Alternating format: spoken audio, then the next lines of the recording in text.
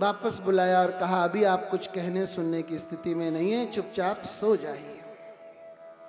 अगले दिन सुबह संत लोग मंगला आरती से निवृत्त हुए। उन्होंने अजामिल का दरवाजा फिर खटखटाया। अब इसका जो रात का नशा था वो उतर चुका था। संतों ने कहा हम जा रहे हैं, हमारी विदाई कर दीजिए।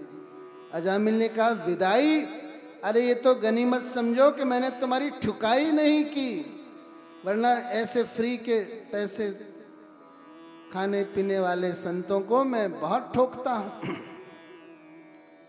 संतों ने कहा हमें आपसे रुपए पैसे वस्त्र की दक्षिणा नहीं चाहिए, हम तो बस ये कह रहे थे कि आपकी पत्नी गर्भवती है, जब आपके बच्चा हो तो कृपया नारायण नाम रख लेना। अजामिल ने कहा हम नारायण नाम रखेंगे तो तुम्हें क्या मिलेगा? संतों ने कहा यह हमारे प्रभु का नाम है, हमारे प्रभु प्रसन्न होंगे, बस इतने मान लीजिए। वैश्या ने कहा ठीक है मान लो बात। अजामिल मान गया, संत चले गए और जब बच्चा हुआ तो उसका नाम रख लिया गया नारायण। और अब तो उठते बैठते चलते फिरते खाते पीते सब समय इसका नारायण नाम का जप होने लगा। आओ नारायण, बैठो नारायण, खेलो नारायण, नहाओ नारायण, ये वो। धीरे धीरे इसके पाप धुलने लगे और एक दिन इसकी मौत का भी दिन आ गया। भयंकर यमदूतों का दर्शन कर कर ये सक पकाया, इसका गला सूख गया। पानी के लिए इसने अपने बेटे नारायण को बुलाया, नारायण नारायण नारायण। देखो मृत्यु के समय 4 भय होते हैं, 4 महाभय। एक तो यही है, बहुत ही बदसूरत बहुत ही खतरनाक यमदूतों का दर्शन होता है। उनको देखकर किसी किसी के तो मलमूत्र भी निकल जाता है, देखा होगा आपने। दूसरा महादुख होता है कि जब सूक्ष्म शरीर को निकाला जाता है तो 60,000 बिच्छुओं के काटने का दर्द होता है। तीसरा महाभय कि हमने इतना सब कुछ साम्राज्य इस दुनिया में बनाया, अब सब छोड़कर हमको जाना पड़ेगा, कैसे क्या होगा, कितना दुख होता है। अरे हमारा 500 का नोट ही कहीं गिर जाए, गुम हो जाए तो कितना दुख होता है। इतना सब जो हमने बनाया छोड़कर एक दिन जाना पड़ेगा, कितना दुख होगा। चौथा महादुख है कि घर वाले सब पास आकर रोने लग जाते हैं, हाय आप जा रहे हो, अब हमारा क्या होगा। और यही हकीकत है, तुम्हारा क्या होगा ये कोई नहीं समझता, हमारा क्या होगा। Everybody is thinking about himself. तो अजामिल ने जैसे ही शरीर नारायण नाम लिया, यमदूत तो वहां आ ही गए थे। यमदूत देखो एक साधारण व्यक्ति को लेने 2 आते हैं, लेकिन ये विशेष पापी था तो उसको लेने 3 आए। और नारायण नाम सुनकर फिर जो विष्णु दूत आए वो 4 आए कि 3 को काबू करना है तो एक बढ़ा कर ले चलो, 4 आए। दोनों ने एक दूसरे से पूछा आप कौन? यमदूतों ने कहा तुम कौन हो चमकीले चमकीले। विष्णुदूतों ने कहा तुम कौन हो काले कलूटे। यमदूतों ने कहा इसने भयंकर पाप किए हैं इसलिए हम इसको लेने आए हैं। विष्णुदूतों ने कहा इसने मरते समय नारायण नाम का जप किया है इसलिए हम इसको लेने आए हैं। यमदूतों ने कहा इसने तुम्हारे भगवान नारायण का नाम नहीं लिया, बहुत बड़ी गलतफहमी हो गई है तुम्हें, इसने तो अपने बच्चे नारायण का नाम लिया है। विष्णुदूतों ने कहा इसके बच्चे का नाम तो अभी पड़ा है, हमारा स्वामी का नाम तो अनादिकाल से चल रहा है, हमें उनकी आज्ञा है कि जो भी उनका नाम उच्चारण करे उसको हमें लेकर आना है। बस बहस तन गई और आपस में अंत में कूटने और पीटने की अवस्था हो गई। विष्णुदूतों ने यमदूतों की खूब धुनाई की और उनको वहां से भागना पड़ा। अपने बिस्तर पर लेटे लेटे अजामिल ये सब दृश्य देख रहा था। उसने सोचा ओहो सच तो यही है कि मैंने अपने बेटे नारायण को पुकारा था और उतने में ही मैं बच गया। अगर मैं सच्चे मन से भगवान का भजन करूंगा तो मुझे क्या नहीं मिल जाएगा, क्या नहीं मिल जाएगा। और फिर अजामिल ने हरिद्वार में जाकर 12 साल तक भजन किया और वो भगवान के धाम पहुंचा। इधर यमदूत सब यमराज जी के पास पहुंचे, त्राहि माम त्राहि माम। यमराज जी ने पूछा, ये कैसी अवस्था में कुट पिट कर आ रहे हो? अरे वहां पर आज बहुत तहलका मच गया, हम तो एक पापी को लेने गए थे। फिर क्या हुआ? यमराज जी ने पूछा, अरे वहां पर विष्णु जी के कोई दूत आ गए। वो क्यों, कैसे आ गए? कि वो नारायण नाम ले रहा था। यमराज जी ने कहा, नारायण नाम? हल्के से बोलो, हल्के से। यमदूतों ने कहा, इस नारायण नाम में है क्या? वहां पर भी इसके कारण ही सारा बखेड़ा हुआ, आप भी कह रहे हो हल्के से बोलो। यमराज जी ने कहा, ये मेरे आराध्य भगवान का नाम है और यहाँ चारों तरफ पापी भरे हुए हैं। यदि नारायण का नाम उनके कान में चला गया तो उनके तो सारे पाप खत्म हो जाएंगे, फिर यहाँ से छुट्टी करनी पड़ेगी, फिर मैं किसके ऊपर राज्य करूंगा? इसलिए धीरे बोलो। धन्य है भगवान नारायण का नाम। आइए 3 बार उच्चारण करें, नारायण नारायण नारायण नारायण नारायण। यमदूतों ने कहा, तो आप हमें बिल्कुल ठीक ठीक बता दीजिए कि हम किसको लेने जाया करें, किसको नहीं लेने जाया करें। यमराज जी ने कहा, जिह्वा न वक्ति भगवत गुण नाम ध्येयम चेतस्न स्मरति तच्चरणारविंदम कृष्णाय नो नमति यच्छिरे कदापि ताने अध्वमसतो अकृत विष्णु कृत्यान्। जिनकी जिह्वा से एक बार भी भगवान के नाम का उच्चारण नहीं होता, जिनकी चेतना से कभी भी उनका स्मरण नहीं होता, जिनका सिर कभी भी भगवान के चरणों में नहीं झुकता, जिनके सिर पर तिलक नहीं है, गले में माला नहीं है, मुख पर नाम नहीं है, ऐसे अपराधियों को मेरे पास लाया करो, सबको नहीं।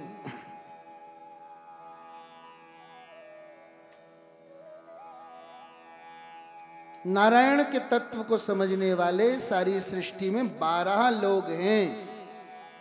यमराज जी ने बताया, ये 12 लोग ही समझते हैं, हर कोई नहीं समझता। इनको 12 महाजन कहते हैं। इनका नाम रोज अपनी पूजा में जाप करना चाहिए, रोज इनका नाम लेना चाहिए। सुन लो अभी एक बार।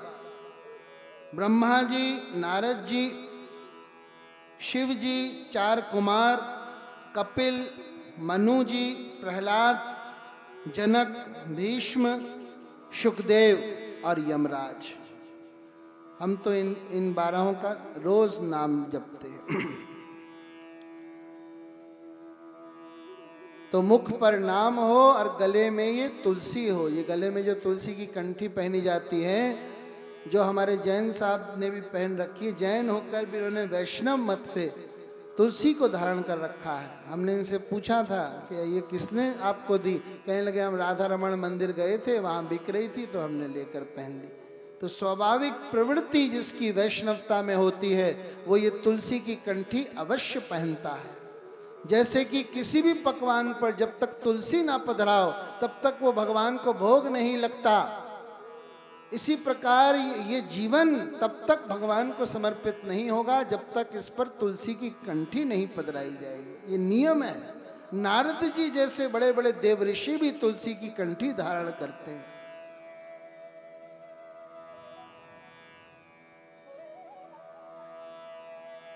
तुलसी की कंठी धारण करने के बहुत सारे फायदे हैं, आपको बता रहे हैं, ध्यान से सुनो। इसको धारण करने से शरीर शीतल रहता है, वाणी मधुर होती है, भूत प्रेत अला बला यक्ष पिशाच सब दूर रहते हैं, कभी एक्सीडेंट में मौत नहीं होती। तुलसी की कंठी पहनकर हम कुछ खाते हैं तो यदि भगवान को भोग नहीं लगाया हो तो भी अंदर गले से जाता है, तो तुलसी का स्पर्श करते हुए अंदर जाता है और प्रसाद खाने का फल मिलता है। तुलसी की कंठी पहनकर कोई नहाता है तो तुलसी की स्पर्श करके वो जल नीचे जाता है और सारे तीर्थों में, कितने तीर्थ हैं पता है? पूरे धरती पर 11 अरब तीर्थ हैं। उन सारे तीर्थों में स्नान करने का फल मिल जाता है भैया, फल मिल जाता है। मरते समय यमदूत पास नहीं आते। अगर कोई मर गया हो और उसके शरीर पर मरे हुए लाश के ऊपर भी अगर तुलसी की कंठी पहना दो और चिता में ऐसे ही उसको जला दो, तब भी उसके वैकुंठ का टिकट कट जाता है, वैकुंठ का टिकट कट जाता है। तो हम वृंदावन धाम से तुलसी की कंठियां लेकर आए हैं, खालिस तुलसी की बनी हुई हैं, अलग अलग फैशन की हैं। तो आपके गले सूने दिख रहे हैं सबके, तुलसी की कंठी लेकर पहन लेना मेरे भाई। कभी कभी तुलसी की कंठी के नाम पर साधारण लकड़ी भी बेची जाती है, लेकिन हम अपनी पहचान की दुकान से लाते हैं, बहुत ही शुद्ध तुलसी की कंठी है। ठाकुर जी अत्यंत प्रसन्न होते। ये पट्टा है हमारा। जैसे कि फालतू और पालतू कुत्ते में फर्क क्या होता है? पालतू कुत्ते के गले में पट्टा होता है अपने मालिक का। फालतू कुत्तों को तो नगर पालिका की बस आती है, सबको बोरियों में भर भर कर दे जाती है, मार भी दिया जाता है, लेकिन पालतू कुत्ते के ऊपर कोई भी स्पर्श नहीं कर सकता, क्योंकि जैसे ही कोई कुछ होगा उसका मालिक आकर झगड़ा करेगा। तो ये हमारा चिन्ह है कि हम ठाकुर जी के पालतू हैं, उनके कुत्ते हैं। कबीर जी ने ये भाव कहा है, कबीरा कूता राम का, मोतिया मेरा नाम, गले राम की जेवरी, जित खींचे तित जाम। ठाकुर जी खींचेंगे हमको तो इसको पकड़कर जहां ले जाएंगे मैं जाऊंगा। तो अवश्य ही तुलसी की कंठी संग्रह करें और भगवान के नाम का जप करने का संकल्प करें। कहाँ है? ये देखिए, हम आपको जप करना सिखा रहे हैं। ये माला झोली है और ये नीम की बनी हुई माला है। एकाएक किसी को जप करना हो तो तुलसी की माला नहीं लेनी चाहिए, तुलसी की माला दीक्षा लेने के बाद ही करनी चाहिए। तो ये साधारण नीम की बनी हुई माला है, इस पर एक कलगी है, ये 109वां मोती है और बाकी 108 मोती हैं जिस पर जप करना है। कैसे? अपने 3 उंगलियों के ऊपर इसको रखना है। पहली उंगली यहाँ पर छेद बना हुआ है, उससे बाहर निकाल देनी है, देखिए ऐसे। अब बाकियों से जप करना है, माला के मोती को अपनी ओर खींचना है। पहले मोती पर हरे कृष्णा कृष्णा कृष्णा हरे हरे, हरे राम राम राम हरे हरे। फिर दूसरा मोती हरे कृष्णा कृष्णा कृष्णा हरे हरे, हरे राम राम राम हरे हरे। ये तो हम महामंत्र बता रहे हैं, इसमें सबका स्मरण हो जाता है, लेकिन आपको कोई और मंत्र भी मन में जपना हो, भगवान का कोई पसंदीदा नाम, तो वो भी आप जप सकते हैं। तो जपते जपते जपते देखिए ये दूसरा छोर आ जाएगा। उसके बाद इस कलगी को सुमेरु कहते हैं, इसको सुमेरु को लांघना नहीं है, यहीं से माला को पीछे कर लेना है, मोड़ लेना है और फिर से दूसरी माला का जप आप कर सकते हैं। माला माल होना चाहते हो? माला माल होने के लिए माला जरूर जपनी पड़ेगी, लेकिन ये जपेगा वही जिसके दिल में दम होगा, जिसका जिगरा होगा।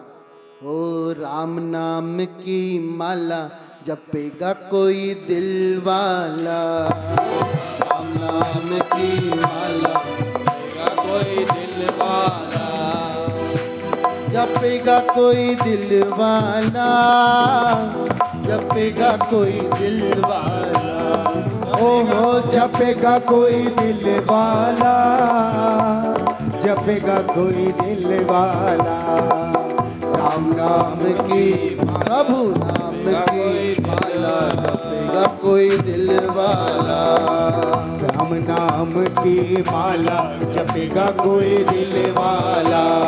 हरि बोल।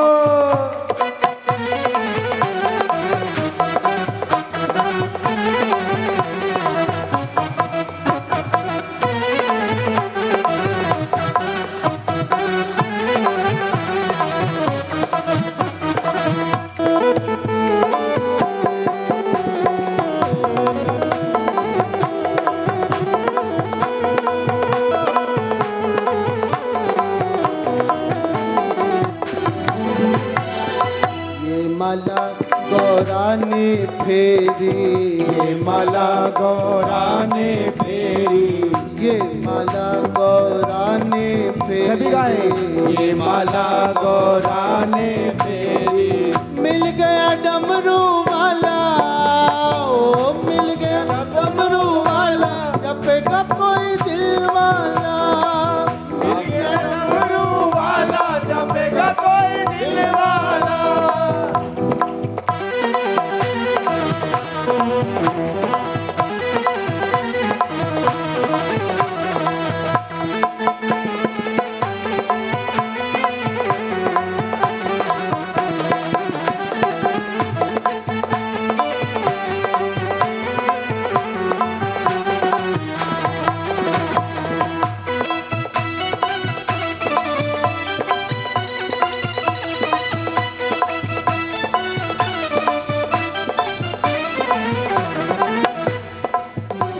माला द्रौपदी ने फेरी, ये माला द्रौपदी ने फेरी, ये माला द्रौपदी ने फेरी। ये माला द्रौपदी ने फेरी। चीर बढ़ायो नंद लाला, चीर बढ़ायो नंद लाला, जपेगा कोई दिल वाला। चीर बढ़ायो नंद लाला, जपेगा कोई दिल वाला। माला मीरा ने फेरी, ये माला मीरा ने फेरी। पी गई विष का प्याला, पी गई विष का प्याला, जपेगा कोई दिल वाला। ए पी गई विष का प्याला, जपेगा कोई दिल वाला। जपेगा कोई दिल वाला, जपेगा कोई दिल वाला। ओ हो जपेगा कोई दिल वाला, जपेगा कोई दिल वाला।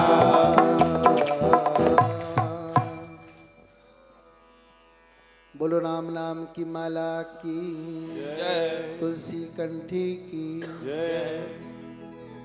फायदे तो हमने बता दिए, नुकसान भी बता दें।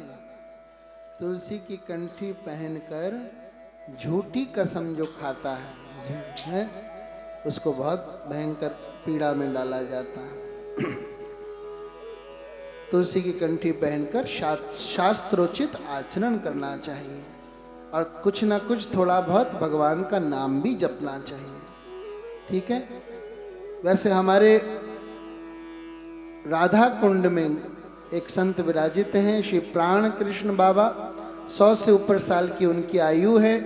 वो तो 84 कोस ब्रिजमंडल की परिक्रमा में जुआरियों को, कबाबियों को, शराबियों को भी तुलसी की माला अपने हाथ से पहनाते हैं और कहते हैं तुलसी महारानी कृपा करेंगी, तुलसी महारानी कृपा करेंगी। हाथ जोड़कर उनसे कह दो कि हम थोड़े बहुत जो अपराध कर रहे हैं वो भी आप खत्म करवा दो। तो तुलसी की कंठी पहनने के बाद तुलसी की कृपा से वो सब रहे सहे पाप खत्म हो जाएंगे।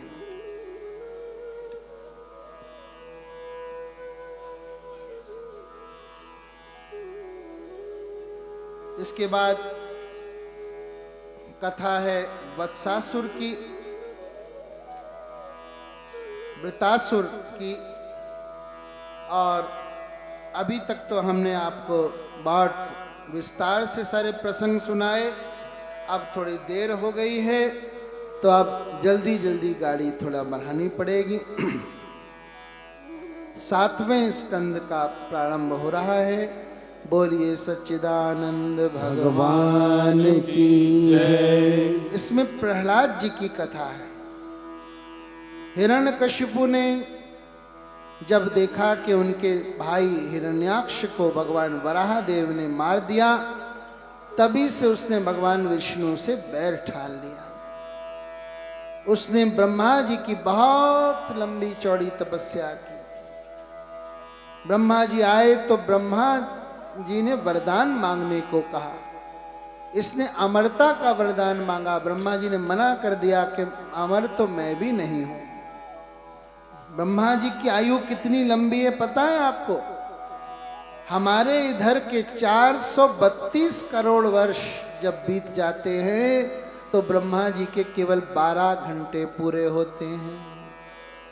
इतना ही बड़ी उनकी रात्रि होती है, यानी 864 करोड़ वर्ष, टोटल 24 घंटे। ऐसे 30 दिनों से उनका एक महीना बनता है, 12 महीने से एक साल, और ब्रह्मा जी के 100 वर्ष की आयु होती है। इस समय जो विराजमान हैं ब्रह्मा जी, उनकी आयु का 51वां दिन चल रहा है।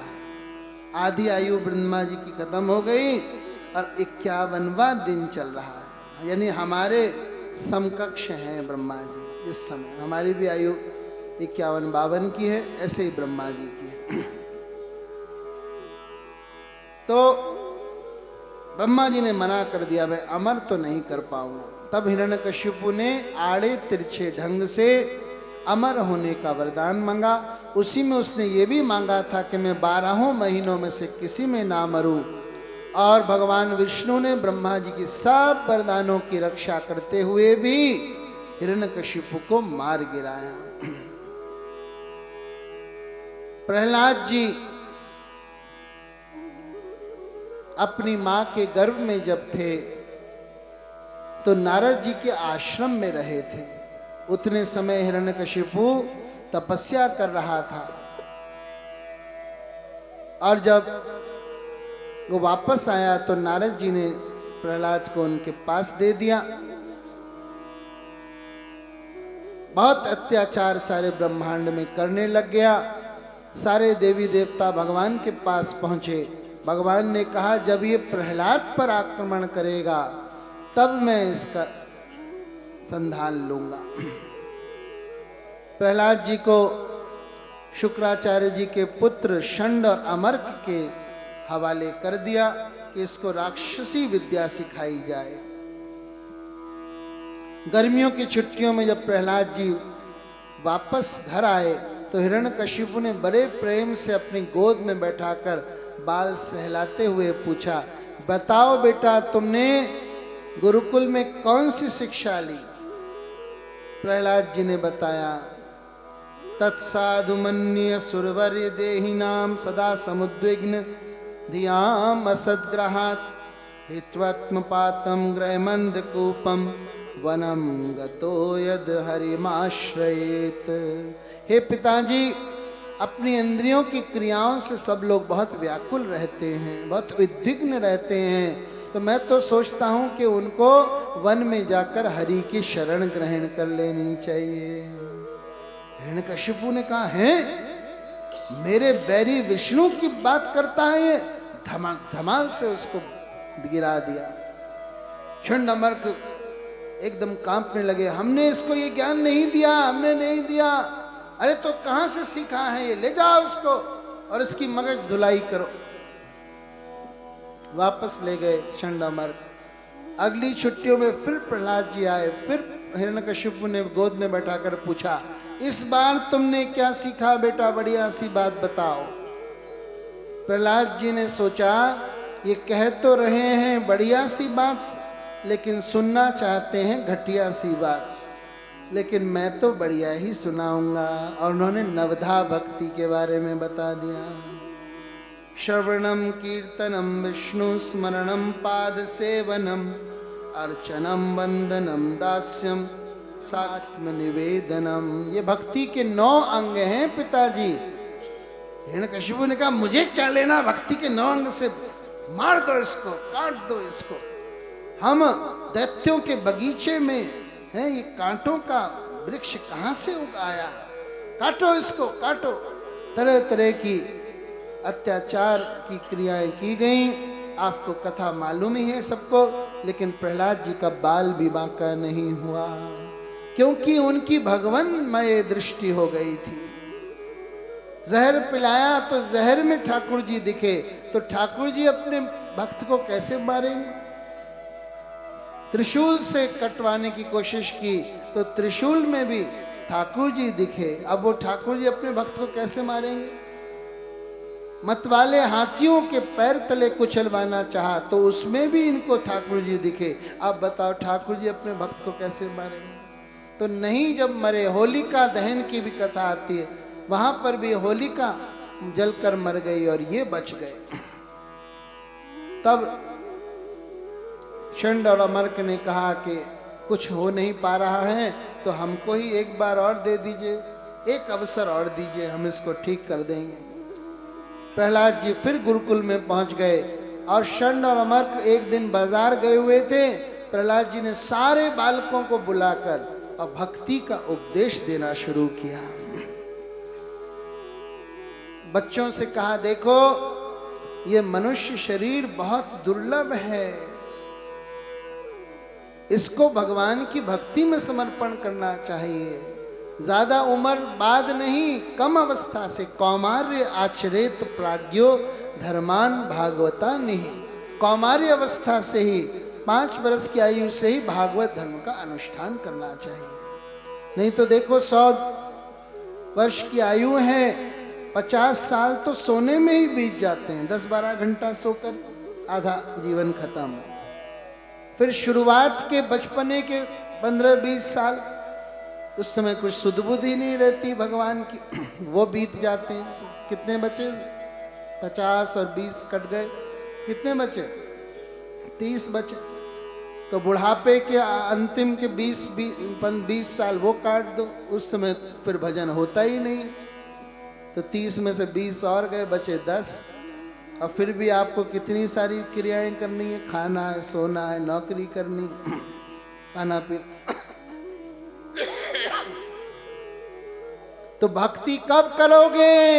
कब करोगे? ओ बीत गए दिन भजन बिना रे,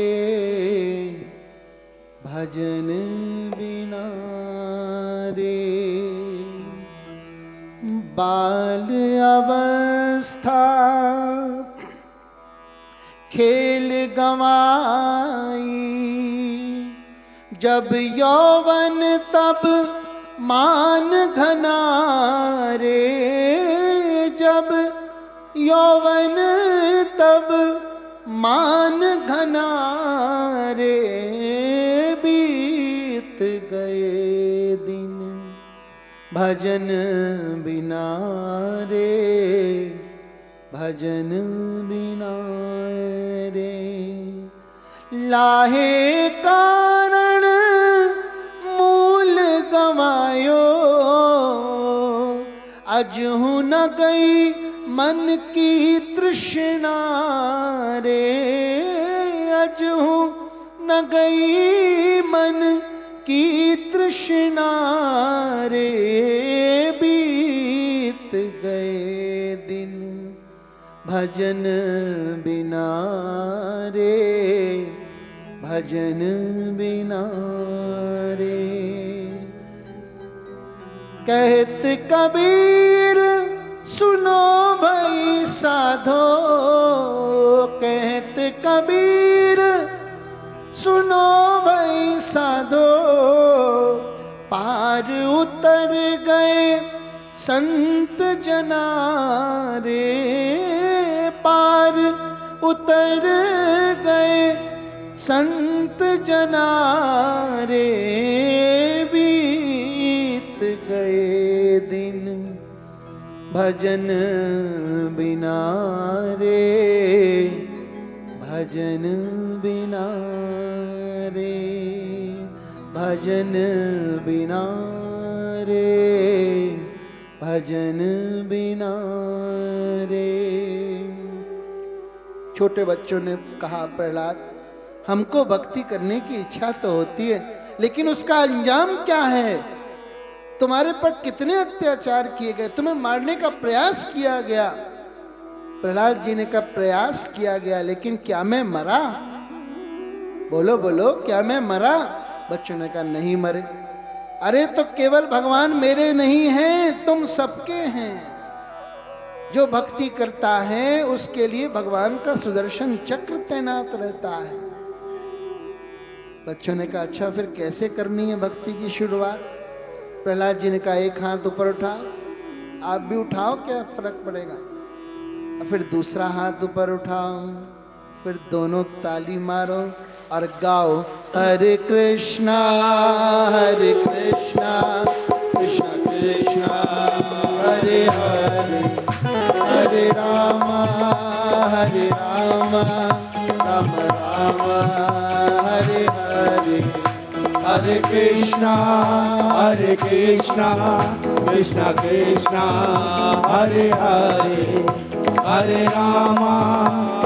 कृष्णा हरे हरे, हरे राम राम राम हरे हरे।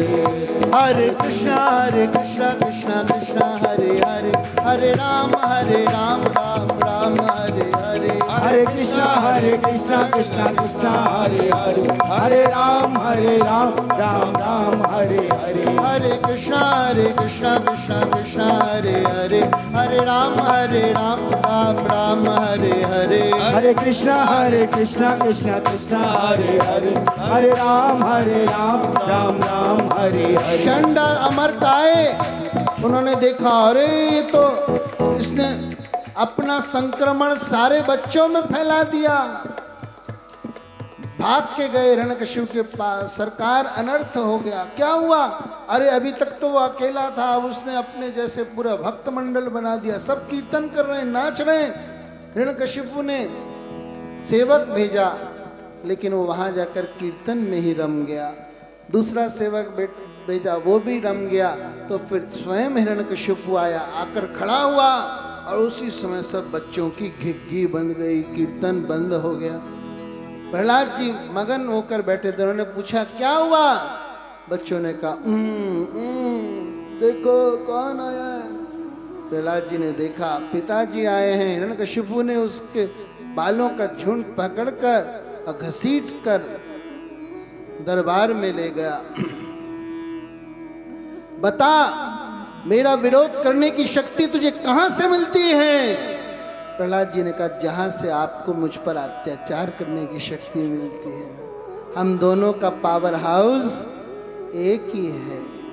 अरे दुष्ट, कहां रहता है तेरा भगवान? प्रहलाद जी ने कहा, कहां नहीं है, वो कण कण में समाया है। हिरण्यकशिपु ने कहा, तो मुझे क्यों नहीं दिखता? प्रहलाद जी ने कहा, आपके आंखों में मोतिया बिंद है, ऑपरेशन कराना पड़ेगा, या मेरी आंखों से देखोगे तो दिखेगा। हिरण्यकशिपु क्रोध से बौखलाता हुआ गया और एक खंबे पर तलवार मारकर बोला, यहां भी है क्या तेरा भगवान? अब प्रहलाद जी ने कह दिया, हाँ।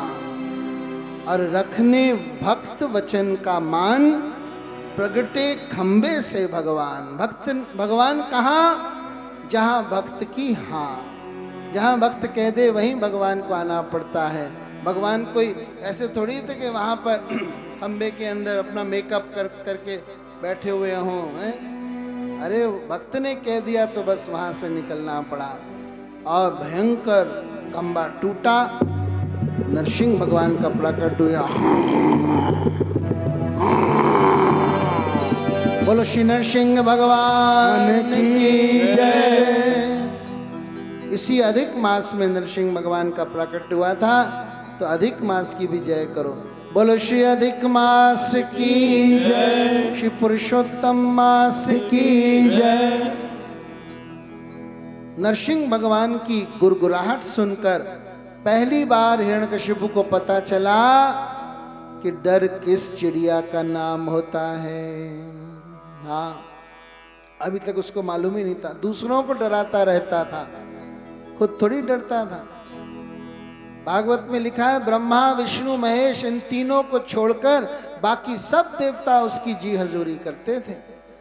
देवऋषि नारद भी उसके दरबार में जाते थे तो जोर से नारा लगाते थे, बोलिए हिरण्यकशिपु भगवान की। है, आप भी लगा रहे? आप भी राक्षस के पक्ष में चले गए क्या? ऐसा मत करो, थोड़ी सी लाज रखो, मिनी वृंदावन वाले हो। लेकिन माताएं बड़ी सरल प्रकृति की होती हैं, किसी बात को भी कह दो हाथ उठाने के लिए तैयार हो जाती हैं। तो भगवान प्रकट हो गए। थोड़े देर तक उन्होंने खिलवाड़ किया। देवी देवता भी ये देखने आप पहुंचे थे। उन्होंने कहा भगवान जल्दी इसका खात्मा करो। भगवान ने कहा नहीं, तमाम वरदान इसने ले रखे हैं, अभी कैसे खात्मा कर दूंगा। न दिन हो न रात हो, इसलिए शाम होने दो। शाम हुई तो भगवान ने कहा द्योड़ी पर सिंहासन होना चाहिए, इसको ना अंदर मरना है ना बाहर, और ऊपर ना नीचे, इसलिए मेरी गोद में होना चाहिए, और ना अस्त्र से ना शस्त्र से, इसलिए मेरे नाखूनों से इसकी बाईपास सर्जरी होनी चाहिए। और ठाकुर जी ने उसकी आंतें निकालकर अपने गर्दन में डाल ली। पता है क्यों? एक तो उन्होंने सोचा कि मैं भगवान आया, इसने मेरा अभिनंदन भी नहीं किया, कोई पुष्पमाला भी नहीं लेकर आया। देखो हम जैसे को कितनी सारी पुष्पमालाएं मिलती हैं, और भगवान आए उनको एक भी नहीं मिली। तो भगवान ने अपने आप से वो अंतरणी की माला पहन ली। दूसरा, भगवान ने सोचा कि मेरा जो भक्त प्रहलाद उत्पन्न हुआ है वो इन्हीं अंतरणियों से होकर आया है, इसलिए ये अंतरणियां वंदनीय हैं, सम्माननीय हैं। बताओ भगवान ने ऊपर से ही क्यों पशु बनना ठाना? उल्टा भी तो हो सकता था, नीचे से पशु बन जाते, ऊपर से मानव बन जाते, तो भी काम पूरा हो जाता।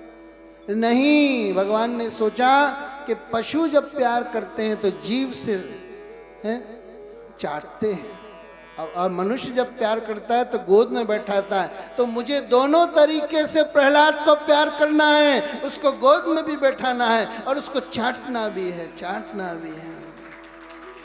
इतना भयंकर क्रोध हो रहा था कि कोई भी पास नहीं फटक रहा था। देवी देवताओं ने मना कर दिया, हम नहीं जाएंगे पास में। तब लक्ष्मी जी को भेजा गया। लक्ष्मी जी ने नीचे से आरती का थाल घुमाया, लेकिन जैसे मुंह पर घुमाने लगी, जोर से दहाड़ मारी भगवान ने, और लक्ष्मी जी बेचारी दैया मैया करते हुए आरती का थाल फेंक कर भागी। तब आखिरकार प्रहलाद जी को भेजा गया। नन्हे से प्रहलाद जी अपनी एक पुष्पमाला लेकर खड़े हैं। आपने देखा होगा वह चित्र। नरसिंह भगवान ने उठाकर उनको अपनी गोद में बैठा लिया और प्रहलाद जी ने उनको माला पहना दी। बोलो भक्त प्रहलाद की, भक्ति विघ्न विनाशक श्री नरसिंह देव भगवान की जय। भगवान ने कहा बेटा प्रहलाद, सबसे पहले तो मैं तुमसे माफी मांगना चाहता हूं, क्योंकि मैं बड़ा विलंब कर कर आया बेटा। प्रहलाद जी ने बहुत सुंदर स्तुति की है, अभी समय नहीं है बताने का।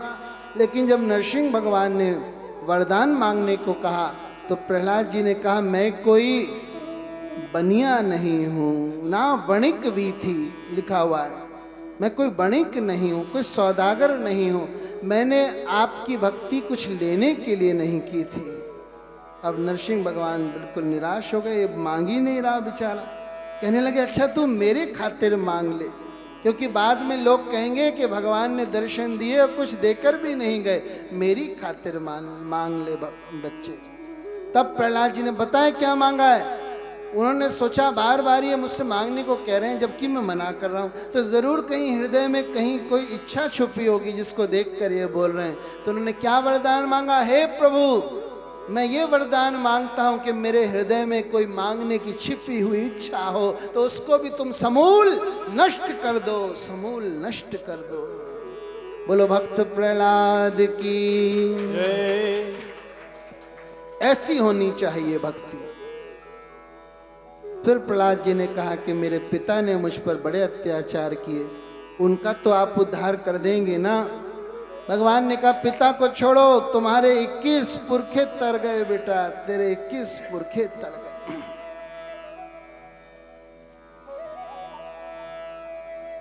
अब 8वां स्कंद शुरू हो रहा है। बोलिए सच्चिदानंद भगवान की जय। क्षीर समुद्र से गिरा हुआ त्रिकूट पर्वत है जहां उच्च लोकवासी मौज करने आते हैं।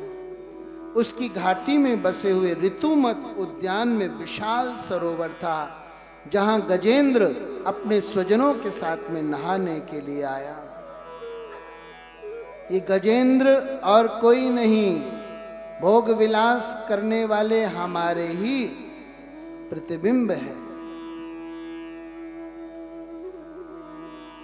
जिस सरोवर में घुसा है समझो वो भव सागर है। और मगरमच्छ ने पैर पकड़ा, इसका मतलब है जब काल समीप आता है तो सबसे पहले पैर पर वार करता है। आज से कुछ वर्ष पहले हम आराम से 3-4 घंटे तखत पर आलती पालती मारकर बैठ जाते थे, लेकिन अब थोड़ा उम्र ढलने लगी तो अब नहीं बैठ पाते, 1 घंटे से ज़्यादा वैसे नहीं बैठ पाते, इसलिए व्यास गद्दी के रूप में ये सोफा डालना पड़ता है। आप लोग भी पैरों की समस्या से बहुत जूझ रहे हैं। जिसका भी बुढ़ापा नजदीक आता, पहला प्रहार पैरों पर पड़ता है।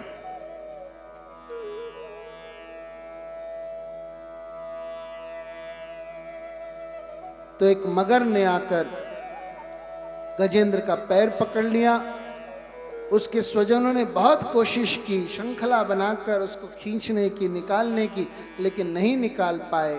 तो फिर सभी के सभी विदा हो गए, विदा हो गए।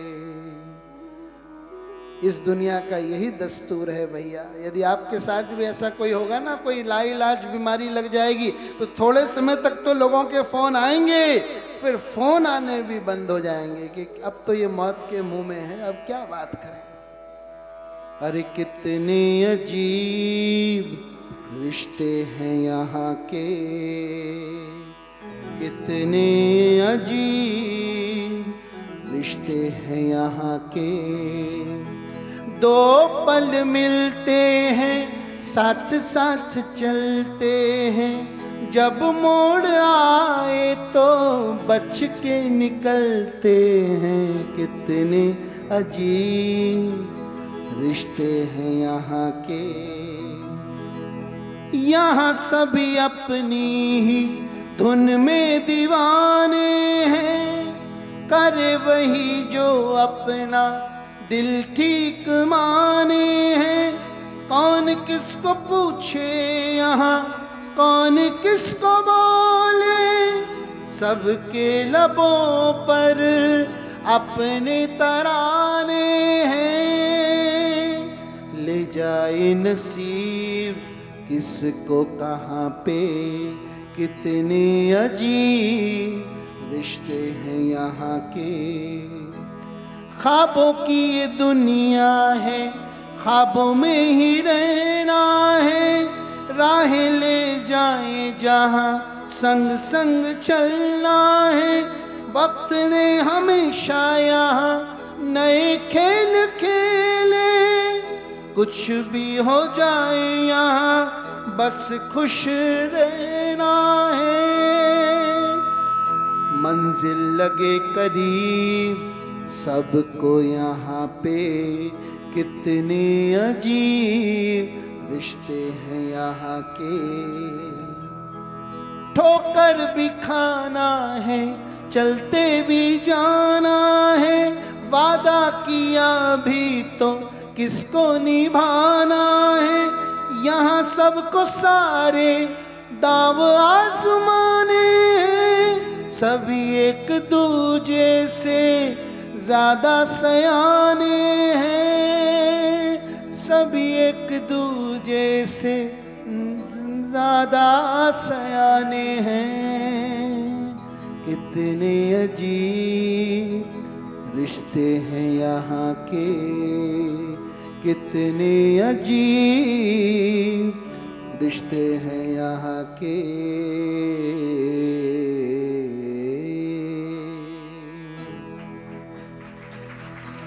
ये गीत भी हमने पहली बार किसी कथा में गाया, बहुत हमारे मन से लगा हुआ ये गीत है। ओ सुख के सब साथी दुख में ना कोई,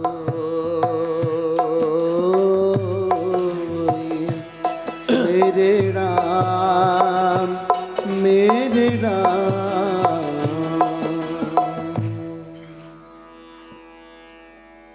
तो किसी ने बचाव नहीं किया, सब फिर चले गए। ये मरता है तो मरने दो, हम थोड़ी इसके साथ मरेंगे। अकेला छूट गया गजेंद्र। मशक्कत होती रही, दोनों में युद्ध होता रहा। जब नाक और कान भी डूबने लगे तो उसको अपने पूर्व जन्म की स्मृति हुई। जब बहुत भयंकर दुख आता है ना, तो पिछले जन्म की जो स्मृतियों के कपाट हैं वो खुल जाते हैं। इसको स्मरण हुआ कि पिछले जन्म में मैं एक राजा था और मैंने अगस्त मुनि का अपराध किया था, तो उन्होंने हाथी बनने का शाप दिया था, लेकिन मैंने कुछ साधना पिछले जन्म में की थी, तो वही याद आ गई और भगवान को इसने निर्विशेष नामों से बुलाया। कोई भगवान का नाम इसको याद नहीं था, हाथी की योनि में आ गया था ना। हाथी में भयंकर तमोगुण होता है, कौन सा राम और कृष्ण नाम याद आएगा। तो गुणों से और विशेषणों से इसने भगवान को बुलाया। आओ हम भी बुलाते हैं। ओ पालनहारे निर्गुण और न्यारे, तुमरे बिन, केवल मुझे ही गाने दो भैया।